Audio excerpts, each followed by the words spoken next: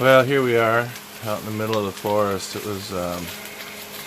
was right around 36 degrees out this morning, so we decided it was time to fire up the stove. And what comes with firing up the stove? Breakfast. Fried potatoes, eggs. So I'm really looking forward to eating inside, cooking inside. Dusty outside. Yeah. It's hard to keep the food clean out there. That's right. So, but not only that, it was 58 degrees in the cabin this morning. Now it's 70. So that's nice. And we made coffee inside, and my little girl is watching Shrek inside. So, not so bad for living off grid. Could be worse.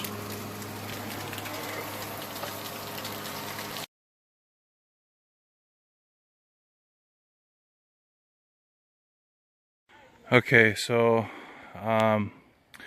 it's supposed to rain on Sunday, and as you know, water's been a problem here. So one of the things that we're going to try and do is start catching some water. So we got some gutter here and a rain barrel and a few parts, and we're going to try and get that catching water. My friend Jason also sent along with CD. Caught a chicken. Yeah, you did catch a chicken. That's a hard job. These 4 batteries, so that's going to add at least a couple hundred amp hours to our battery bank, and hopefully we'll be able to run a fridge if we can ever afford one. So that's the plan, and we're gonna push forward. We're pretty clean, actually. You could silicone all of these joints if you wanted to.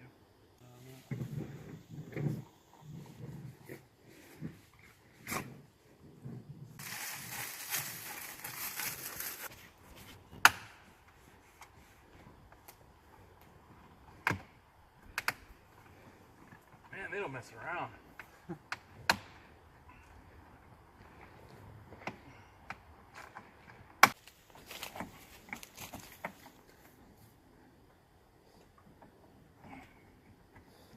Wanna put the hose on there and run it down to. Oh, no, we didn't use much from there. We just took a cheap spigot, 3/4 inch standard spigot. We put a hole in the gutter, siliconed it in there, and then we're just going to run a hose off the end of the spigot right into the rain barrels. And at first, we just got the one here. Like I said, it's supposed to rain tomorrow evening, so we're going to see how much rain we can catch.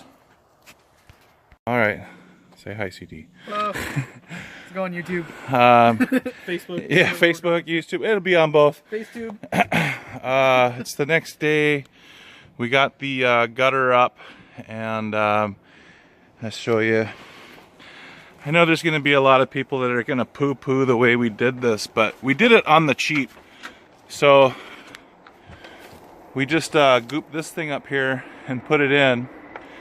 I mean, and then CD made this really cool strainer here, and what are those called? Rivets. He riveted all in there, so basically I'd be able just to take my hand and scoop out the leaves. And then you'll see that the tarp is just cut, so it goes into the gutter.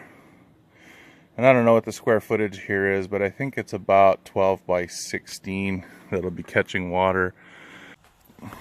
Okay.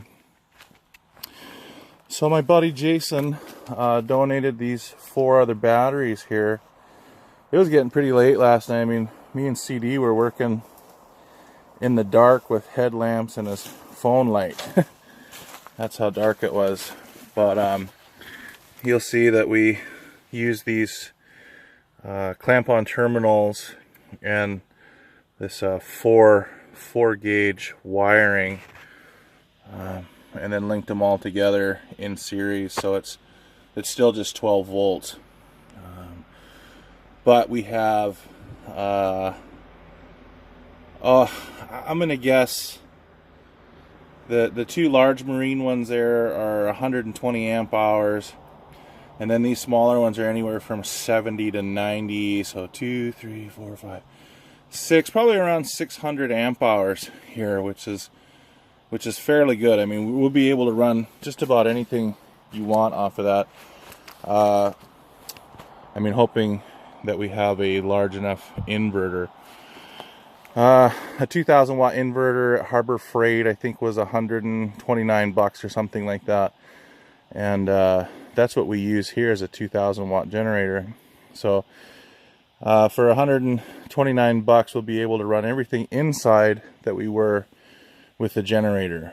Now, how long we'll be able to run those things is yet to be seen. So we'll get a small dorm size fridge, and probably the coffee maker is our highest wattage draw. So we'll see what those do. But I mean, you know, the coffee maker, you're only running for a half an hour, an hour anyway. So we'll see what comes out in the wash.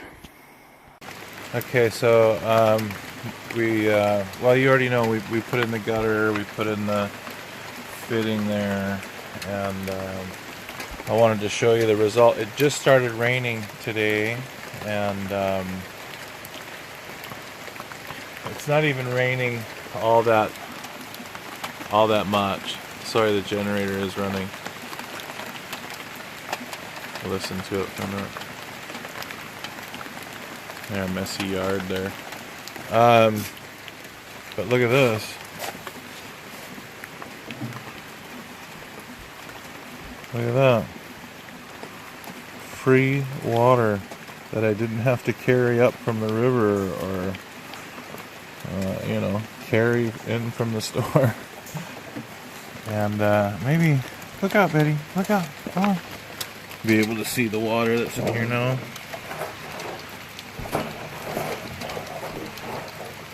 Since these were recycled, I'm guessing from a car wash, they smell like car wash cleaner inside. We're not going to use them for potable water or anything like that. They're just going to be for showering and washing dishes and stuff like that. So maybe someday we'll upgrade to food grade, but my friend Clintondale was kind enough to find these and bring them here, and so we're really thankful, Clintondale. Thanks a lot, man. We really appreciate it. This is a dream come true here, being able to collect rainwater.